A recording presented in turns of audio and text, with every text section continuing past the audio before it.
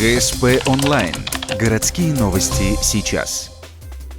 Среда, 16:00. Городская администрация. Первое рабочее заседание обновленного общественного совета. Обсуждаются два вопроса. Первый – благоустройство парка Кио. На сегодняшний день он находится в плачевном состоянии. Разрушаются лестницы, мосты, водоем требует очистки.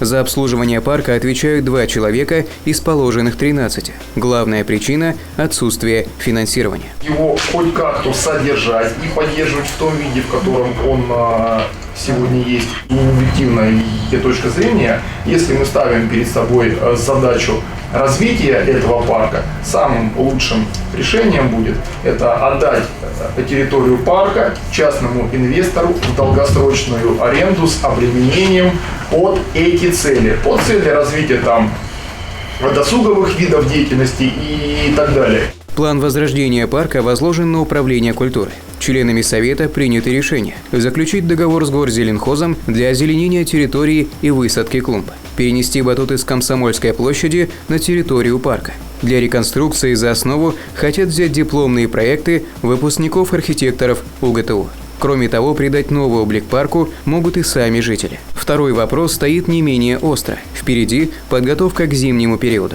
Проверяются чердаки и подвалы в многоквартирных домах. По всем нарушениям составляются акты для устранения. К сфере ответственности жилфонда также относятся кровли, подъезды и многое другое. На сегодня выполнено 75% необходимых работ.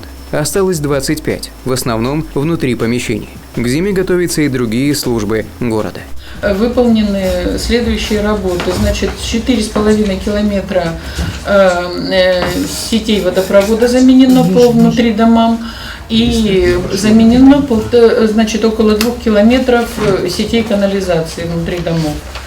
Кроме того, за счет дорожного фонда сделано 4000 квадратных метров дороги. Подъезд к поселку Боровой. При участии УХТА спецавтодора устранено более 8000 квадратных метров колейности в городе. Заседание совета – событие не разовое. Следующее пройдет в сентябре.